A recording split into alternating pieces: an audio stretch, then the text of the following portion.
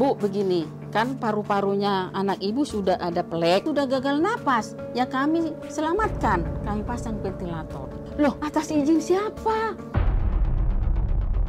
Si dokter C ini yang menceritakan, katanya aku mau dipasang ventilator, aku sudah sesak, katanya, kata anakku, ya udah, putri ibu setuju, katanya gitu kan, kami pasang sama perawat, mana buktinya? Nggak ada. Nah disitulah dia, dokter C ini menangis, dia bilang begini, saya lalai. Bu, kami sudah berusaha, berhenti Valentina Siantu, sudah nggak ada, langsung dibilang, langsung gini, hatiku ini ya. Bagaimana di internal kalian kalau seperti ini? Oh, bisa dikasih sanksi, bahkan dipecat. Kami meminta loh dengan mohon, apa yang sudah dikatakan dokter itu lalai, kealfaannya itu supaya dibuat surat, tertulis gitulah, permohonan maaf. Oh, jadi perjanjian perdamaian? Iya. Jadi pengacara itu. Terus ibu nggak tanda tangan nih? Enggak, ya Kami nggak setuju. Apa? Imbalannya apa perdamaian? Cuman MCU aja. Oh, 3, 2, 1, close the horde. Kembali lagi bersama saya Surya Utama, SIP Sarjana Ilmu Politik Universitas Indonesia di LBU, Lembaga Bantuan UIA. Kali ini kita kedatangan Ibu Romauli Osdiana Aritonang dengan Bapak Pontasian Turi. Oke, ini datang dari mana sih, Bu? Dari Indramayu, Mas Uya. Dari Indramayu, jauh-jauh dari Indramayu ke sini ya. Naik apa? Naik kereta tadi. Naik kereta api. Iya, iya. Sorry nih baru bisa nerima hari ini dari minggu lalu ya katanya. Iya, makasih Mas Uya. Ya, saya padat banget kemarin soal Bu ya. Iya. Oke. Gimana Ibu, ada masalah apa? Ada masalah begini Mas Uya. Anak saya meninggal di rumah sakit. Nah, waktu itu 2021. Anak saya berobat batuk, berobat jalan dia, ya kan? Nah, berobat jalan. Nah, di swab katanya positif. COVID. Positif di swab yang di hidung tuh kan. Nah, terus dokter ini memberikan obat. Ini di rumah sakit apa di klinik? Di rumah sakit di IGD. Di kota? Indramayu. Indramayu. Di kota Bandung kalau rumah sakitnya. Oh, ini anak Ibu di Bandung? Iya, kami yang di Indramayu. Nah, itu. Jadi, dia kan berobat. Setelah berobat, di swab, dia katanya positif. Lewat hidung itu. Nah, lalu dikasih dokter obat vitamin. Sama obat batuk. Disuruh pulang, istirahat di rumah. Oh, suruh pulang. Nah, begitu. Nah, diberikanlah obat kira-kira 4 hari gitu. Nanti kalau habis obat, nanti kontrol ya, kembali ke rumah sakit gitu. Nah, tanggal 29 habislah obatnya nih. Nah, tanggal 29 kita bawa lah, kami kan udah ke Bandung. Kita bawa lah ke sana. Nah, udah kita bawa sampai di rumah sakit penuh waktu itu. Tahun berapa nih, Bu? Tahun 2021. Tanggal 29 bulan 7 2021 Mas Uya. Oh, ini lagi zaman-zaman Delta lagi ya? Iya. Nah, nah jadi berobat lah. Setelah kami berobat di sana, karena memang penuh harus nunggu. Nah, boleh mau nggak nunggu sampai 8 jam katanya. Nah, terus anak saya bilang, iyalah Mak, kita tunggu aja lah, yang penting dapat obat. Kita tadi kan sudah cari obat nggak ada. Kami menunggulah sampai kurang lebih 7 sampai 8 jam lah kami menunggu di halaman rumah sakit itu. Nah, anak saya main HP lah, kami di situ nunggu-nunggu. Dalam keadaan normal ya Mas ya? Normal, masih main HP, masih ini kami di situ kan. Nah, setelah itu sekitar jam 3-an Mas Uya, dipanggillah dia. Masuklah dia ke IGD. Karena lewat IGD. Nah, jadi ini gimana ini katanya, ini penuh katanya gitu. Terus anak saya kan bilang, aku dianjurkan dokter berobat kembali, kontrol karena obat saya. Karena tadi mama saya kan udah nyari-nyari nggak ada obat ini. Akhirnya disuruh nyari. Suruh nyari kan nggak ada. Akhirnya nggak ada. Kenapa? Apa obat apa waktu itu? Nggak ada di apotek itu, ada 3 tempat kita cari karena katanya obat itu mengandung morfin. Oh, jadi nggak bisa sembarangan? Nggak bisa sembarangan. Tapi dapat resepnya? Iya, karena resepnya itu laku bawa yang pertama dia berobat di tanggal 24 itu. Nah, akhirnya kita bawa lah tanggal 24. Nah, setelah kita menunggu sampai 7 jam, dipanggil lah dia. Dia kan dipanggil masuk, kan satu orang masuk dia sendiri. Nah, tidak lama kemudian setelah dia masuk ke rumah sakit, ke dalam diperiksa di situ. Nah, kan kita cuma bisa lewat telepon aja, Mas Uya. Nah, di telepon lama aku dirawat, Mak, katanya kayak gitu. Oh, gitu, aku bilang kayak gitu kan. Iya, dirawat. Jadi kami menunggu masih di luar kan. Terus kami terima lagi telepon anakku, "Ma, aku sudah di IGD, di ruangan IGD karena kamar belum dapat," katanya kayak gitu. Oh, gitu ya, kami bilang gitu. Kami masih menunggu di situ. Nah, jadi tanggal 29 sampai tanggal 30 masih di situ, Mas Uya, belum dapat. Di IGD masih. Di IGD masih. Nah, sekitar tanggal 30-an itu malam kalau nggak salah, "Ma, aku sudah di ruang transit," katanya kayak gitu. Kan cuma melalui telepon boleh kan? Oh iya sudah katanya. Jadi dia masih minta ini apa namanya, minyak kayu putih, roll untuk mencas gitulah, mungkin mau biar bisa menelepon kami masih antar. Di IGD itu yang 29 sama tanggal 30 itu kami masih bisa gantian sama anakku yang kecil melihat di situ. Di IGD itu satu-satu ganti-gantian kami melihat di situ kan. Masih komunikasi bagus kayak gitu. Nah, setelah itu kan kami pulang. Setiap hari kami pergi ke rumah sakit menunggu tapi di parkiran aja. Nggak bisa masuk. Nggak bisa masuk kan cuma lewat telepon gitu. Nah, setelah dia udah masuk di ruangan kami ditelepon, "Ma, aku sudah di ruangan ya," katanya kayak gitu. "Coba videokan dulu, Nak." Aku bilang kayak gitu kan, baru divideokan lah. Nah, oh dia sendiri dia di situ. Nah, selama tanggal 29 itu Mas Uya sampai tanggal 4 kami komunikasi masih baik, seperti biasa video call, kasih semangat gitu kan. Nah, tapi mulai di tanggal-tanggal 3 dia mulai ada keluhan. Nah, ada keluhan seperti air panas kan susah, "Mak, kasih termos dong, Mak, antar termos," seperti kayak gitu kan. Terus ada lagi, "Mak, sakit nggak kalau di kateter, Mak?" katanya. "Loh, kenapa kamu kateter? Di kateter Ya, kenapa harus di kateter? Penampungan tahu kan, menampung air pipis. Okay. "Kenapa kamu di kateter?" "Saya nggak tahu, Mak. Kalau menurut anak saya, aku kan pakai Pampers," katanya. "Jadi aku sering bocor karena aku banyak minum. Jadi mungkin capek kali, Mak, menurut anak saya itu. Capek kali, Mak, mereka ganti. Jadi aku di kateter, sakit nggak, Mak?" Di situ dia nangis kan. Bilang gini, "Minta dulu nomor perawatnya itu biar aku telepon." Apa maksudnya, kenapa sampai dipasang kateter seperti kayak gitu kan. Tapi kami nggak dapat. Karena tapi kusuruh anak saya waktu itu, "Mintalah dulu, Nak, ya, nomornya perawat biar aku tanya bagaimana." Entah diminta anakku, entah gimana nggak ngerti, nggak sampai lah nomor itu. Akhirnya dipasang lah mungkin kateter itu. Entah, tapi nggak ada tanda tangan kami gitu. Nah, setelah itu masih komunikasi. Di sekitar tanggal 3 dia masih telepon, "Mak, aku bagus loh, saturasiku bagus. Kata dokter nanti kalau semakin membagus aku bisa pulang." Tapi katanya masih bercanda dia. Nanti katanya masih 2 minggu. Bercanda itu dokter, aku bilang kayak gitu. Yang penting kamu semangat, banyak makan, nanti cepat kok pulang. Nah, kita kasih semangat terus. Nah, di tanggal 5, Mas Uya, nah di tanggal 5 ini dipanggillah kami dari rumah sakit. Ini orang tua dari Valentina Sianturi, iya kami. Disuruhlah kami datang ke rumah sakit. Datanglah kami segera datang, dokter, kami bilang entah dokter, entah perawat, kami nggak tahu karena kan nggak dikasih tahu. Datanglah kami sekitar jam 2 di telepon, jam setengah 3 masuklah anakku karena yang masuk satu karena penuh, memang di situ ketat banget waktu itu kan. Masuklah anak saya itu. Jadi diterangin dokter lah, ada di situ dokter D. Dokter D mengatakan bahwa anak saya itu di paru-parunya ada plek katanya, ada plek katanya kayak gitu kan. Terus saturasinya 88. Turun. Kalau semakin memburuk bisa pasang alat bantu napas namanya ventilator, katanya kayak gitu, ventilator.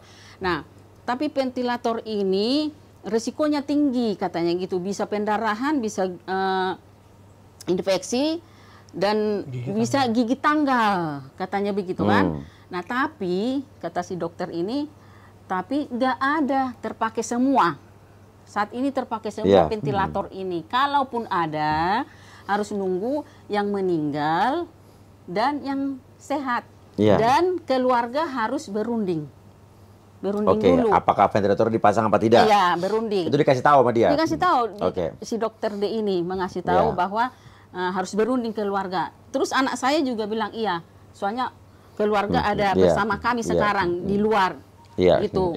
Nah, keluarlah anak kami, diberitahulah. Jadi kami berunding lah, kami tanyalah keluarga-keluarga yang tahu kesehatan. Kami baca lagi di Google kan ada juga saya lihat, saya screen di sini cara-caranya pakai ventilator apa. Nah, memang benar resikonya tinggi, bisa gigit tangga. Kami berkesimpulan kalaupun nanti ada ventilator itu, kami tidak mau pasang ventilator. Karena resiko tinggi itu. Karena kami sudah baca-baca juga kan semuanya. Jadi dan yang menganjurkan juga saudara kami, nanti kalaupun harus terpasang, pasti kalian dipanggil. Dibilangin tuh informasi jelas. Kata saudara-saudara kita. Dan aku juga pernah merasakan suami saya sakit-sakit, ada apa, selalu saya tanda tangan kan. Persetujuan. Aku juga kan berpikir begitu, nanti kalau memang ada ventilator itu dan anak saya memburuk, pasti kami kan diberitahu kan kayak gitu. Terus kesimpulan kami Mas Uya, kami nggak mau lah karena resikonya itu tinggi. Nah, jadi akhirnya kami tunggu-tunggu kan masih di situ kami sambil nunggu kami nggak ada pemberitahuan. Dan memang ada saudara kami yang mengatakan begini, kalaupun nanti misalnya jadi ada ventilator memburuk, nggak usah dipasang ventilator, disungkup aja katanya. Oksigen. Disungkup, aku juga kurang ngerti apa disungkup aja nanti ya katanya. Tapi kami nggak ada dipanggil lagi, nggak ada apa-apa kan. Tapi kami berkesimpulan kami tidak mau karena mengingat resikonya tinggi itu. Akhirnya kami kan pulanglah kami ke rumah. Setelah pulang kami ke rumah, besoknya di tanggal 6 itu masih WA dia pagi minta selimut gitu kan. Nah, siang tanggal 6 sampai malam nggak bisa lagi kami hubungin. Loh, kenapa ya kok nggak bisa dihubungin? Aku sudah cemas Mas Uyang. Nggak diangkat teleponnya? Iya, kami telepon nggak ini. Kami biasanya kan aku kirim-kirim firman kayak gitu kan, nggak ada, cuma checklist kayak gitu. Akhirnya kami berinisiatif lah ke rumah sakit. Nah, tanggal 7 itu berangkatlah kami tanggal 7 ke rumah sakit, ke IGD. Sampai di IGD kami kan ketemu di situ dengan petugas lah, entah perawat, karena bajunya sama semua pakai karena waktu itu kan masih COVID. Jadi aku nggak tahu mana security mana apa kan. Aku tanya, Mas, aku bilang kayak gitu kan, aku kok nggak bisa ketemu sama anak saya, nggak bisa telepon lagi lewat HP, video call, aku bilang kayak gitu. Terus atas nama siapa? Saya sebut anak saya itu kan. Sebentar ya Bu, masuklah dia kan. Setelah dia masuk ke ruangan itu, keluar dia. Oh, sudah di atas Bu, sudah dibawa ke atas. Ibu langsung ke atas di lantai 2 Maria katanya. Apa gitu. Di atas apa? Anak saya sudah dibawa ke situ. Ruangan apa itu? Belum tahu, cuman dibilang, cuman dibilang begini. Ibu langsung ke atas ke lantai 2 Maria. Ibu pergi aja ke sana katanya. Kami pergilah ke sana. Nah, setelah kami pergi ke sana, ketemulah kami sama security juga karena ketat kan, Mas Uya. Nah, saya bilang sama security, Mas, aku kok nggak bisa ketemu sama anak saya lagi. Aku bilang gitu, ku telepon, bukan ketemu langsung maksudnya, kok nggak bisa telepon lagi gitu kan. Terus ya sebentar ya Bu, security masuk. Kami udah di lantai 2 ini kan, security-nya masuk. Setelah masuk, keluarlah security sama perawat. Nah, terus perawat ini kami tanya, itu anak saya kok nggak bisa dihubungin lagi, nggak bisa lagi kami telepon. Kenapa Mas? Atas nama siapa? Kan dibilang si perawat, sebutlah nama anak saya itu kan. Oh kan sudah ditidurin, katanya gitu. Sudah dipasang ventilator, katanya begitu. Loh, atas izin siapa? Kami kok nggak diberitahu. Jadi anak saya sudah di mana sekarang? Udah di ICU. Loh, intensive care unit. Udah dimasukkan ke ruang ICU, kok kami nggak dikasih tahu kan? Kami tanya perawat itu kan. Akhirnya udah Bu, saya tidak tahu siapa yang memasang, dokter siapa. Ini saya lagi masuk siang katanya gitu. Nanti saya cari tahu dulu siapa dokter siapa yang memasang katanya kayak gitu. Loh, Kenapa? Aku kan sudah cemas waktu itu. Kenapa? Karena kami memang nggak mau dipasang ventilator itu karena memang kan risikonya tinggi kan. Nanti saya cari tahu dulu ya Bu, aku ini lagi sibuk katanya kayak gitu. Nanti dimintalah nomor telepon kami, saya kasihlah nomor telepon. Nah, kami tunggu ya Mas, kami bilang. Ya pulanglah Bu, soalnya di sini nggak boleh lama-lama katanya karena musim Covid. Kami pulang lah kan, kami tunggu-tunggu nggak ada. Esok harinya di tanggal 8 itu adalah telepon ke kami disuruh datang jam 13 ke sana. Datang ke ini setelah kami telepon itu kan boleh datang ke rumah sakit enggak, keluarga dari Valentina Sianturi katanya kayak gitu. Oh iya kami datang, pergilah kami, ketemulah kami di rumah sakit sekitar jam 1. Nah sama dokter ada perawat juga di situ. Nah disitulah kami tanya, dokter kenapa dipasang ventilator kepada anakku? Kenapa kami nggak diberitahu? Atas izin siapa? Gitu kan? Terus dia bilang, dokter D ini mengatakan begini, Bu begini, kan paru-parunya anak ibu sudah ada plek katanya kayak gitu, ada plek. Terus satu, anak ibu kan masih muda katanya, terus nggak ada penyakit penyerta, tapi sudah gagal napas, ya kami selamatkan, kami pasang ventilator. Itulah dibilang dokter D ini kepada kami pada saat itu. Loh, tapi kenapa kami nggak diberitahu? Gitu kan, aku masih cemas, aku sudah sedih lah waktu itu Mas Uya kan. Nah, pada saat itu disodorkanlah kepada saya itu ada beberapa lembar kertas kayak gini kan, mau suruh ditandatanganin. Aku kan sudah udah konsen lagi, sudah sedih kan, aku tidak mau. Dikasihlah ke anakku, karena aku berdua sama anakku datang waktu itu. Nah, si perawat yang memberikan. Terus dibilang perawat ini, anak saya bilang begini, ini yang mana yang di ini mau dibaca anak saya kan begini, adek tanda tangan aja di sini, disuruh tanda tangan gitu, di sini, biarlah kami nanti yang mengisi, katanya begitu kan. Anak saya juga ngikut, jadi ditandatangani. Nggak boleh Bu, ini pelajaran buat semua nih, bahwa kita saat menandatangani sesuatu tuh harus persis tahu apa yang ada di situ. Iya. Ini pelajaran buat semua nih, isinya apa gitu. Iya, karena anak saya memang masih sempat, udah kami yang isi, adik tanda tangan di sini itu. Nah, jadi terus gimana dokter? Aku bilang gimana dokter? Aku mau cari tahu perkembangan anak saya. Kan sudah nggak bisa lagi, sudah ditidurin, dibiuskan, pasang ventilator. Oh, gini Bu, nanti setiap hari ada pemberitahuan lewat WA ke ibu. Nanti di situ dikasih perkembangannya katanya kayak gitu kan. Nah terus gini Bu, ibu nanti bisa minta kalau sudah dikirimin, ibu bisa minta nanti supaya ibu bisa nelepon, video call, berdoa. Karena batinnya ibu sama batinnya anak pasti ada kontak katanya. Jadi ibu nanti minta aja ya katanya. Mas Uya nggak pernah dikasih. Selama anak saya itu nggak pernah dikasih. Nanti ada yang bantu, udah pas meninggalnya tanggal 13 itu baru aku bisa bertelepon sekali itu. Jam 5-nya meninggal dia, kan? Nah, setelah itu ntar dulu Mas Uya, aku lagi lagi sedih. Nggak apa-apa. Langsung gini hatiku ini ya. Apa ibu cerita dia mau? Jadi nanti ada ini katanya. Nanti ada pemberitahuan lewat ini seperti ini loh Mas Uya. Seperti ini. Ada pemberitahuan.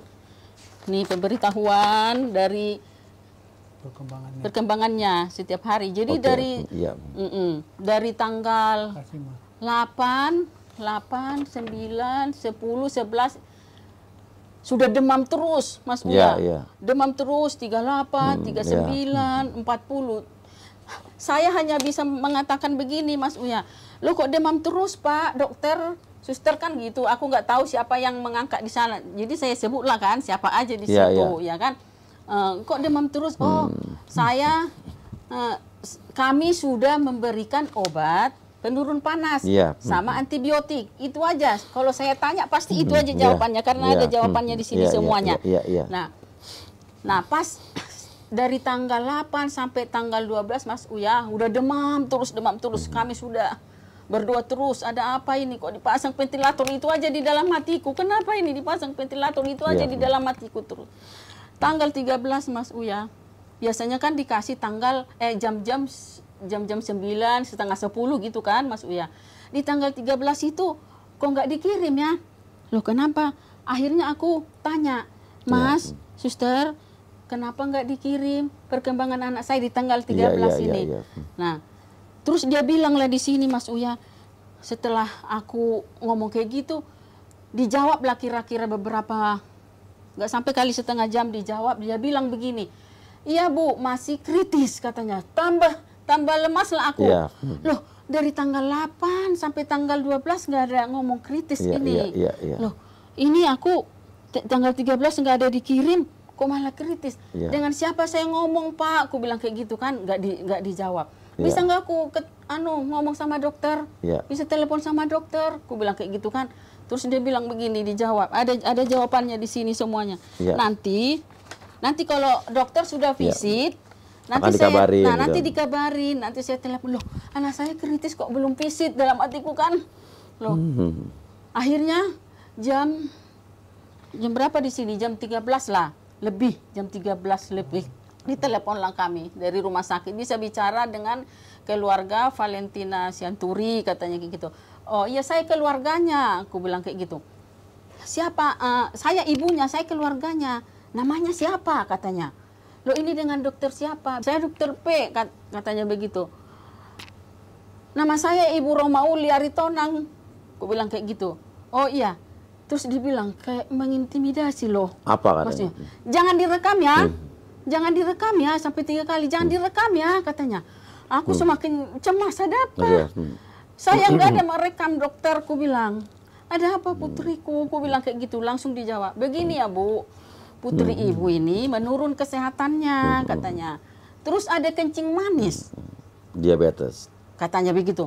Terus saya bilang, dokter, setahu saya nggak ada kencing manis anak saya. Karena di tanggal 24 itu waktu pertama dia berobat itu kan dia periksa darah juga sekalian di situ. Nggak ada kencing manis. Setahu saya nggak ada dokter, ku bilang. Nggak ada, kami nggak ada keturunan kencing manis, ku bilang kayak gitu. Oh, sudah kalau begitu nanti kita cek ulang lagi. Sudah ya Bu, saya mau kerja katanya. Nah setelah itu kami sudah berdoa gitu kan. Sekitar jam 4 lewat lah, mau setengah 5 kalau nggak salah itu, ditelepon lagi kami dari rumah sakit. Nah, bisa bicara dengan keluarga Febrianti Sianturi, katanya. Oh kami, aku bilang kayak gitu. Boleh datang ke rumah sakit? Boleh, kami segera datang. Pergilah kami sama anakku ke rumah sakit, karena dekat tempat kami itu ke rumah sakit. Ibu di mana tinggalnya? Di mana itu Pak? Di Suci. Jalan Suci. Suci kan dekat itu ke di Jalaprang. Iya, kami akan segera ke sana, aku bilang kayak gitu. Pergilah kami ke sana. Sampailah kami ke lantai 2 itu kan, Mas Uya. Begitu ketemu di sana sama security-nya, Pak, kami disuruh dokter datang ke sini. Nah, aku bilang kayak gitu kan, karena waktu nelponin ada yang mau dijelasin katanya. Ibu datang ke rumah sakit ya, ada yang mau dijelasin katanya. Begitu kami sampai Mas Uya di sana, security masuk ke dalam, kan? Keluarlah security sama dokter P namanya itu, ada di sini. Nah, begitu keluar, sampai ketemu dengan saya, dibilang begini, Bu, kami sudah berusaha. Febrianti Valentina Sianturi sudah nggak ada, langsung dibilang kayak gitu Pak. Katanya kan ada yang mau dijelasin di telepon itu kan. Aku udah nggak tahu lagi mau ngomong apa, Mas Uya waktu itu kan. Aku sudah inilah, pokoknya nggak bisa lagi ngomong apa-apa saya itu. Dokternya itu nggak menjelaskan apa-apa Mas Uya, langsung masuk Mas Uya, nggak entah diterangin lah apa sama kami, nggak ada. Akhirnya kami ngobrol sama suster yang jaga sore di situ. Nah, ngomong-ngomong lah kami sama suster itu. Terus aku ditawarin gini, Mas Uya, Ibu mau gantiin baju anaknya, katanya kayak gitu kan. Boleh katanya kayak gitu kalau memang mau katanya. Terus aku kan terakhir kali dalam hatiku kan, aku masuklah ke ruangan itu kan. Nah, Setelah kami masuk di ruangan itu, kulihat sudah aku berdoa lah sama anakku, kulihat lah anakku itu sudah nggak ini lagi kan. Aku berdoa lah.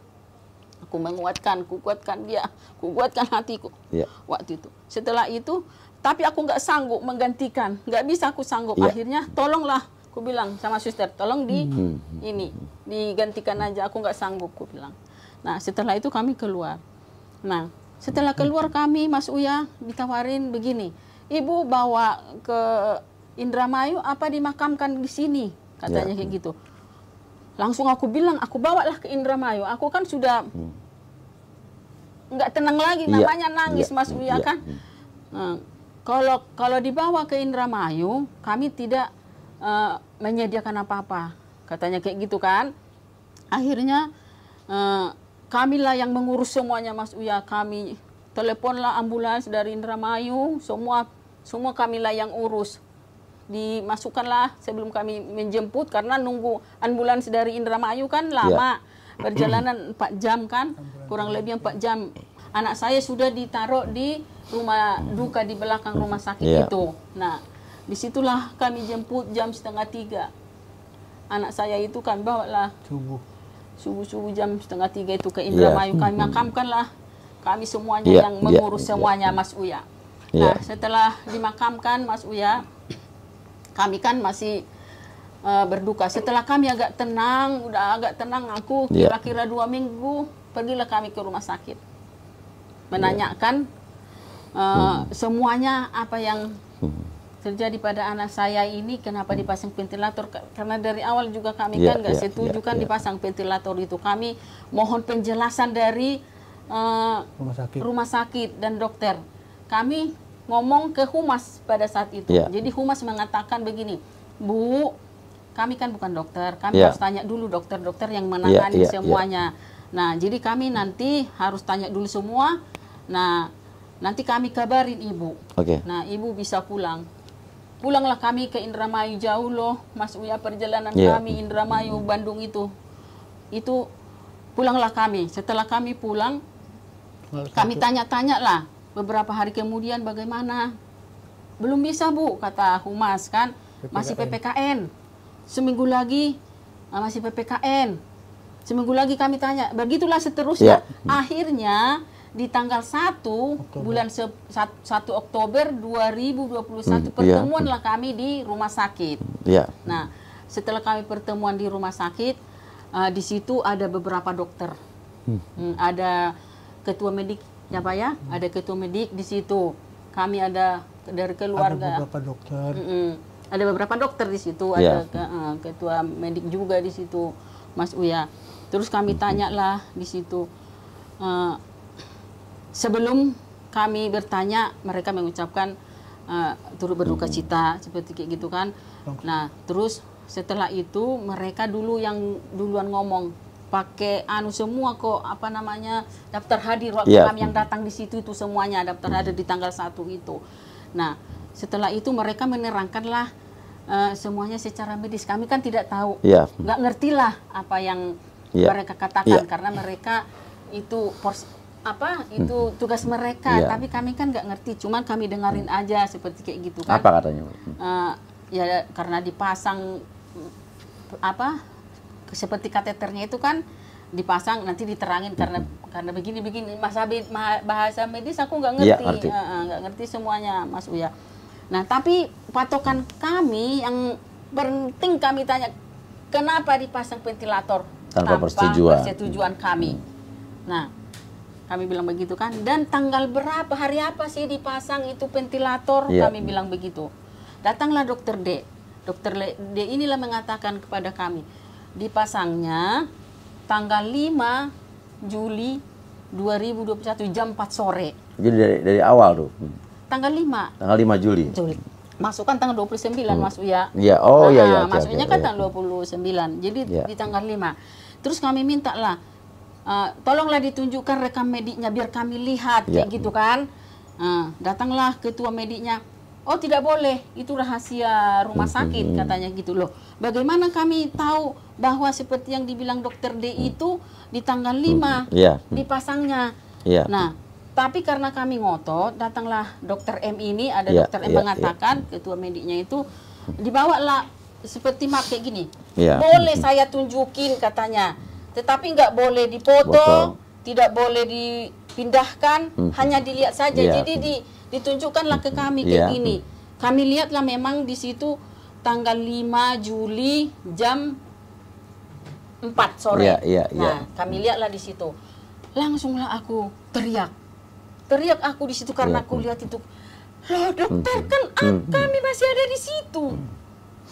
Jadi teringatlah kami waktu dipanggil anak kami itu yang tadi ku ceritain itu, maksudnya yang di tanggal 5 itu, yang dia mengatakan resikonya tinggi, kayak gitu itu kan.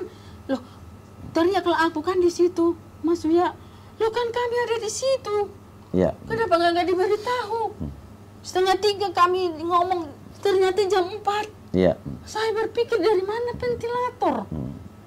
Pada saat dikasih tahu kata ventilator nggak ada ya. Nggak ada, kepake semua. Kalaupun ada, nunggu dari yang meninggal, dari yang sembuh.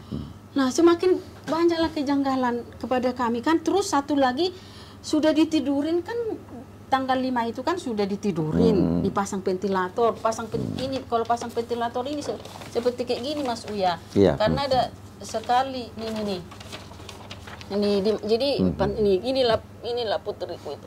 Inilah dipasang kayak gini kan. Nah, dari mana? Terus aku berpikir lagi begini, kan tanggal 6 masih minta bantal guling, masih WA. Semakin janggal di dalam hatiku kan, loh ada apa ini gitu kan. Terus saya katakanlah sama dokter yang ada di situ, dokter ditidurin jam 5 di bius anak saya ini, tapi ini masih ada tanggal 6 masih ada ininya, aku tunjukin lah semua apa itu yang dia minta bantal guling itu. Terus ada seorang dokter mengatakan begini, oh mungkin itu terlambat nyampenya katanya, terlambat itu. Nah, tapi aku tidak diam aja. Kami ke Telkomsel waktu itu setelah pulang dari situ. Oh, Ibu investigasi langsung? Iya, langsung. Waktu itu. Udah ku terangin semua itu ke Humas. Bahwa kami sudah di Telkomsel itu tidak terlambat. Katanya. Jadi, terus waktu kami tanya-tanya itu di tanggal 1 Oktober itu, si dokter D ini yang mengatakan itu, yang tanggal 5 Juli jam 4 itu, tapi bukan saya yang masang. Katanya. Loh, jadi siapa yang masang? Nah, dokter C yang masang. Ada lain lagi. Dokter C yang masang karena dia lepas dinas. Terus aku pikir, oh ya jam 4 dipasang, berarti mungkin pertukaran chip dalam hatiku kan. Nah, kalau begitu kami minta ketemu sama dokter C sekarang di sini. Kami bilang begitu kan, mohonlah kami mau minta klarifikasi. Karena orangnya nggak ada. Tapi orangnya nggak ada. Nggak ada orangnya lagi kuliah katanya, ambil S2. Nah, di Unpad katanya.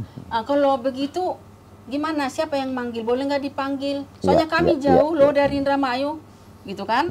Nah, bagaimana, apa kami yang manggil, kami juga boleh manggil kok, kata anakku, karena kami sudah kesal juga kan waktu itu. Nah, setelah itu gini aja Bu, nanti kami telepon dulu si dokter D ini, si dokter C ini, nanti kami kasih tahu ke Ibu. Oke, ini kesimpulannya adalah mereka menerangkan nggak bahwa akhirnya kenapa mereka memutuskan pakai ventilator dan tanpa memberitahuan keluarga? Tidak. Apa akhirnya sejauh apa prosesnya? Nah, tunggu dulu, setelah ada sedikit lagi ya. Setelah ketemu sama dokter C itu, akhirnya tanggal 8 kami ketemulah. Sama si dokter C ini, kami tanyalah seperti itu. Seperti yang di tanggal 1 itu. Kenapa dipasang ventilator? Kami tidak diberitahukan. Nah, si dokter C ini mengatakan begini Bu katanya. Perawat memanggil saya, dipanggil sama anak ibu katanya. Saya masuk, terus begitu saya masuk ke dalam, si putriku katanya menanya, ini perawat apa dokter? Mungkin karena pakai baju APD kan nggak bisa dibedakin. Oh saya dokter C gitu kan.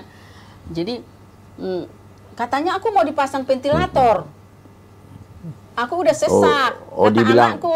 Kata pengakuan dokternya, anaknya bilang. Iya, si dokter C ini yang menceritakan.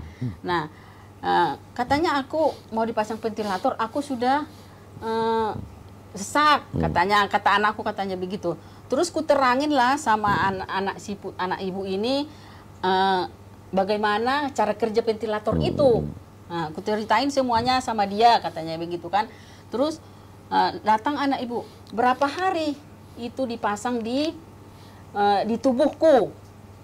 Kata anak saya katanya begitu kan. Oh, saya tidak bisa menentukan berapa hari, kata si dokter ini. Ya udah, putri ibu setuju katanya gitu kan. Kami pasang sama perawat katanya begitu.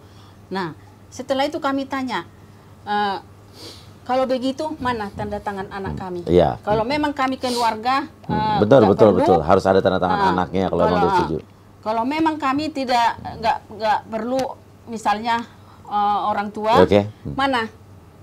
Kan buktinya mana tanda tangannya, kami bilang begitu kan. Kan anak saya sama dokter tatap muka ngobrol.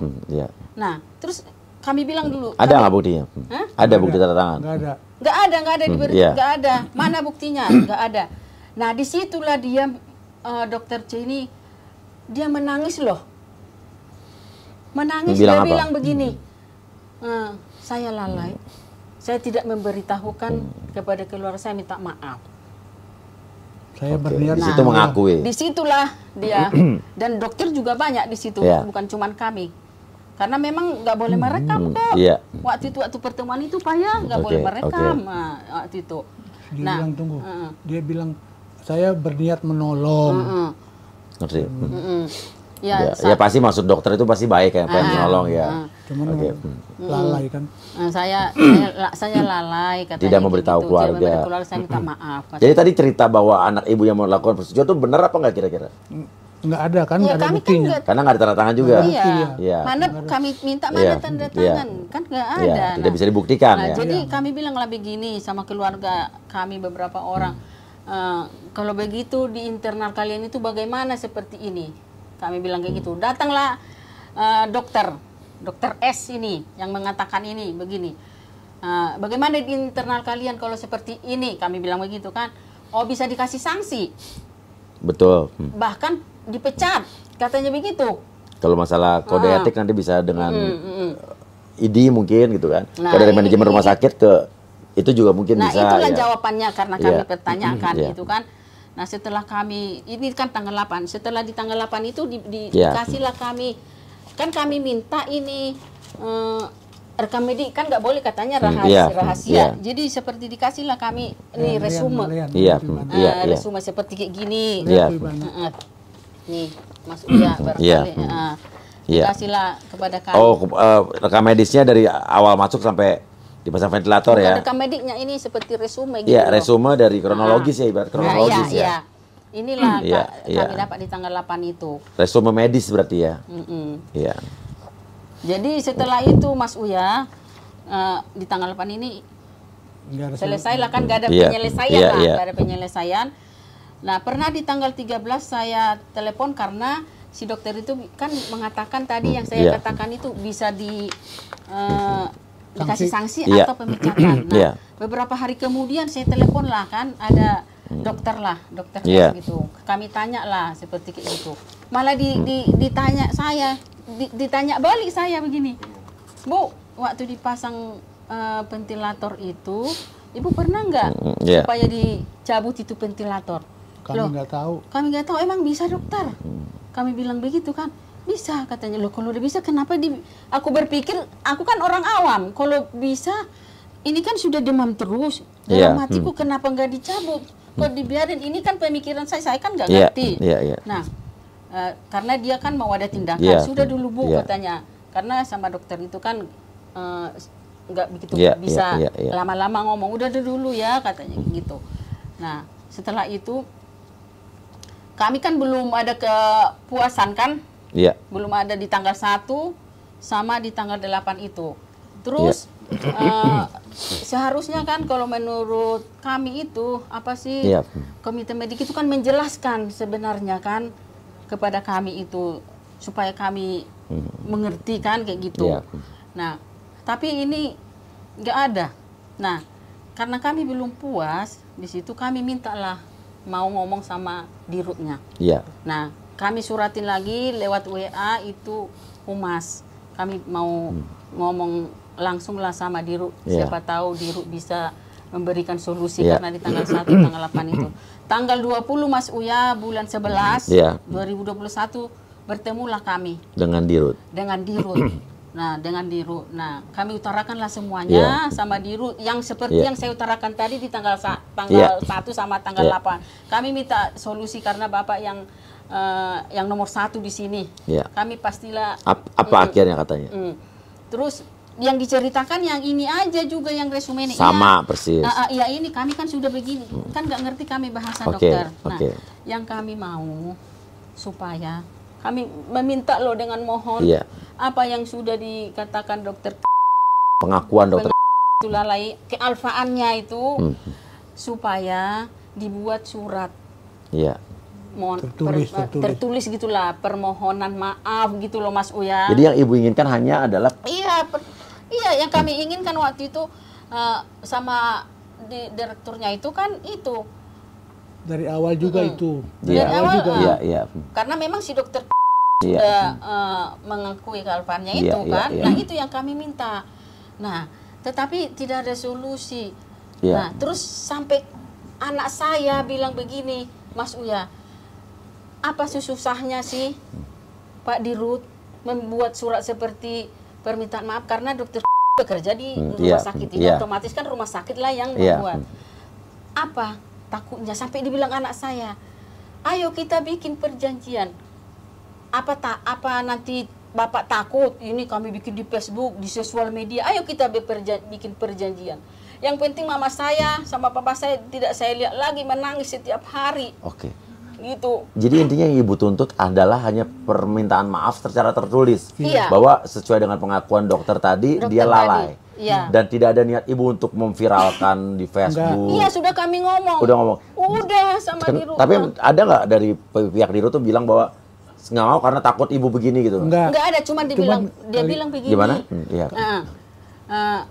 Kami harus tanya dulu dong dokter yang bersangkutan, biar bagaimanapun dia harus tahu. Katanya kayak gitu, itulah jawabannya terakhir. Padahal kami sudah bilang waktu itu, apa yang Dirut takutkan? Kami nggak akan ini kok. Padahal ibu udah sebaik ini ya? Bukan orang ibu kami cinta damai. Bukan ibu yang pengen menuntut uang. Bukan ibu yang pengen memviralkan di Facebook, bukan kan? Enggak, kami sudah ngomong. Udah ngomong jelas. Tanggal 20 bulan 11 tahun 2001. Wah, ini mah harusnya kalau saya jadi Dirutnya udah temuin lagi sama dokter itu kan. Terus dibikin surat. Dan ibu udah sanggup membuat surat perjanjian bahwa anak saya sudah jelas-jelas Mas Uya mengatakan begitu. Apa yang Dirut takutkan? Yang penting mama saya jangan kuliah lagi setiap hari menangis. Katanya kayak gitu. Nah, jawaban dokter ini Dirut ini gini. Saya harus tanya dulu. Dokter yang bersangkutan biar bagaimanapun dia harus tahu katanya. Kapan kami menunggu? Kami bilang begitu. Sampai kapan kami menunggu? Kami bilang gitu. Akhirnya selesailah, nggak ada keputusan juga. Pulanglah kami. Nah, setelah kami pulang ke Indramayu, kami suratin lagi. Bagaimana Ibu soal pembicaraan itu? Oh, lagi dibicarakan. Itu aja lagi dibicarakan. Ada beberapa kali kami menyuratin itu lewat ini, lewat humas. Nah, di sini ada kok semuanya. Balasan terakhir mereka balas kapan? Akhirnya nggak ada. Nggak ada lah yang membuat kita senang gitu loh. Nah, akhirnya kita sebenarnya kita sudah ada niat baik ya. Nah, akhirnya kita adalah secara hukum gitu. Akhirnya ke sana kita. Secara hukum apa yang Ibu lakukan? Perdata aja. Perdata. Nah, ya itu kan kita meminta itu. Pengakuan si dokter tadi, kelalaiannya itu. Apa yang dilakukan sama mereka setelah tahu Ibu menempuh jalur hukum? Dia balas pakai pengacara. Pengacara lagi apa katanya? Pengacara lagi. Jadi kami sudah beberapa berproses Mas Uya, udah berapa kali sidang. Terakhir sidang apa nih? Sidang di pengadilan. Pengadilan. Kan ini perdata ya berarti? Iya, karena perdata. Ini kita kalau soal ini kayaknya kita pengacara kita yang apa? Karena tapi udah sidang lah intinya. Udah. Oke, terus tanggal 24 nanti lanjutan dari sidang itu ada kesimpulan Saya nggak ngerti kesimpulan, tapi katanya pengacara kami nanti jawaban dari mereka lah tanggal 24. Oke, jadi dia setelah menempuh jalur hukum, mereka tetap tidak mau membuat surat permintaan maaf. Tidak, belum. Waktu mediasi kan sempat mediasi Iya. dulu. Apa pas mediasi bilang apa? Ya nggak ada. Iya. Jadi ya hakim yang mengatakan ke kita itu ya lanjut katanya. Iya. Mereka mungkin pengen lanjut, bukannya ada niat baik. Kami artinya niat baik sih sebenarnya yang kami harapkan, Mas Uya. Iya, ya Ibu dari awal tidak ada niat untuk menempuh jalur hukum. Iya, tadinya. betul. Iya, nggak ada. Cuma pengen surat keterangan dari mereka bahwa ini mereka melakukan kelalaian sesuai pengakuan dokter tadi. Iya, Mas Uya. Betul. Oke. Betul, Mas Uya. Oke, udah sempat ketemu dokter C lagi tadi? Setelah ini masuk jalur hukum? Ada pernah sekali, tapi setelah kita sudah pakai pengacara, ada pernah sekali. Bilang apa dia? Nggak ada, diam aja, cuman dirutnya yang ngomong. Nggak ada. Oke, harapan Ibu sekarang apa? Maunya gimana? Ya kami kan, Mas Uya, ya kami kan cinta damai, ya kan. Dari awal juga kami sudah ngomong sama dirutnya itu, permohonan maaf secara tertulis. Dan kami juga sudah memohon kepada dirut, apa berat hatinya, kami bilang begitu. Kalau masih anak saya udah bilang kalau masih di Pak Dirut ragu sama kami gembor-gemborkan, kami bikin ke sosial media, ayo kita bikin perjanjian bahwa kami yang penting adalah permohonan maaf secara tertulis dari rumah sakit. Itu yang kami minta. Itu mereka tidak mau melakukan sampai sekarang? Iya, sampai sekarang. Iya. Oke. Kalau andai kata mereka melakukan permintaan maaf secara tertulis, bahwa memang misalnya sesuai dengan perkataan dokter tadi, lalai gitu ya. Ibu udah stop? Iya. Iya, tapi kan ini kan sudah sampai ke pengadilan. Nanti kami ngomong dulu ke pengacara. Ya Oke. Karena kan sudah masuk, karena kami sudah memohon sih, nggak ada niat kami tadinya untuk ke situ. Tapi karena nggak mau mereka kan, tuh kami kan cinta damai sebenarnya. Apapun yang nggak. Iya, ngertilah Mas Uya. Mas Uya, biar gimana pun anak kami sudah akan kembali. Betul. Cuman kepuasan batin kami ada mengakui bahwa memang itu mereka lalai. Iya. Kalau untuk minta materi kami tidak berlebihan. Tapi kami juga nggak mau, istilah kasarnya itu, kami tidak menjual putri kami. Iya, ngerti. Karena dia sudah meninggal, tapi kami mau mereka mengakui kesalahannya. Biar untuk orang lain kemudian. Betul, setuju itu paling. Biar mereka nggak semaunya. Tujuannya itu saya setuju. Jadi nggak semaunya nantinya apa-apa sedikit pasien yang disalahkan gitu loh. Maksud kami cuma itu aja, Mas Uya. Nggak materi, kami nggak minta materi. Ibu pernah nggak ditawari untuk berdamai atau ada tawaran perdamaian dari pihak mereka gitu? Ada, pernah lewat pengacara mereka. Apa tuh? Ya seperti bisa kutunjukkan. Boleh.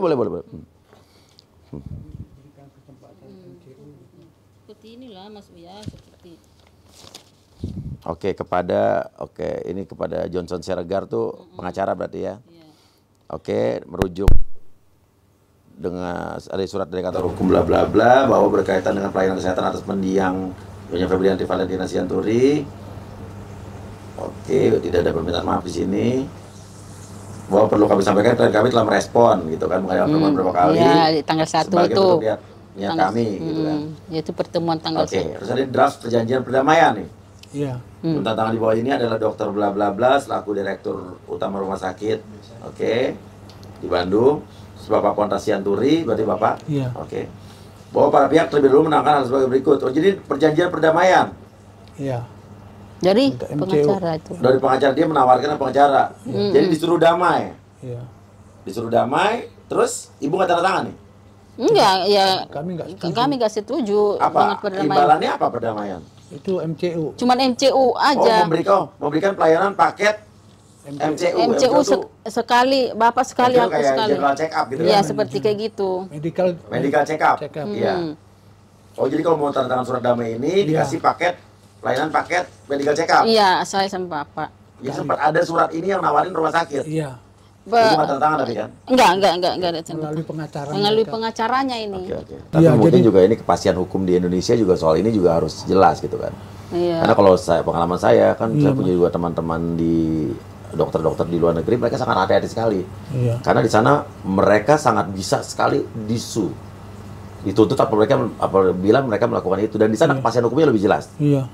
Iya. Lebih jelas. Iya, Nah itulah itu tugas kita juga, ini bukan hanya soal kesehatan, ini ada lagi soal kesehatan, soal kedokteran, soal dan lain sebagainya. Mungkin itulah bagaimana kita kepastian hukum di negara kita tuh, kita bisa mendapatkan kepastian hukum. Iya. Ya. Oke. Jadi intinya itu, dan saya akan bisa bantu karena sebetulnya ini rumah sakit ini adalah rumah sakit tempat saya lahir. Iya. Saya lahir di rumah sakit itu. Terus kebetulan om-om saya, tante saya semua dokter di Kota Bandung juga. Pasti ada kenalan ke rumah sakit ini, nanti saya coba hubungkan. Siapa tahu bisa ada titik tengah atau jalan tengahnya. Siapa tahu Bu ya. Iya. Terima kasih Mas Uya, kami juga berharap kayak gitu. Nanti selanjutnya kan karena ini udah sampai ke pengadilan. Hukum, ke pengadilan kan, nanti kami harus ngomong dulu ke pengacara kita. Oke, ya udah. Terima kasih banyak. Mudah-mudahan ini didengar banyak dan ada solusinya. Dan mudah-mudahan setelah ini juga mungkin dari pihak rumah sakit juga bisa lebih lebih terbuka. Ada pertemuan lagi yang lebih enak gitu ya. Iya. Tapi walaupun sekarang udah masing-masing punya kuasa hukum. Iya. Ya. Iya. Oke, Ibu, sekali lagi saya turut berduka cita atas makasih Mas Uya. Putri Ibu. Terima kasih waktunya Mas Uya kasih kami kesempatan. Sama-sama. Terima kasih banyak ya Mas Uya. Kalau kita bisa bantu apa enggak. Makasih Mbak, makasih Mbak. Dia pulang ke habis ini langsung pulang ke Indramayu? Enggak lah, nginap lah, kan jauh. Oke. Ada family. Ada family di sini. Di mana tinggal di sini? Di Pondok Kopi. Pondok Kopi, Jakarta Timur ya. Iya. Oke. Terima kasih banyak guys. Silakan kasih komentar apakah ada yang memiliki pengalaman yang sama juga soal begini, dan saya juga mungkin dari pihak medis atau kedokteran atau dokter-dokter rumah sakit yang juga mengetahui soal ventilator dan sebagainya juga mungkin bisa kasih komen. Jadi kita diskusi sama-sama ya di kolom komen juga ya. Oke, terima kasih banyak. Wassalamualaikum warahmatullahi wabarakatuh. 2 menit saja, oh baby please don't go.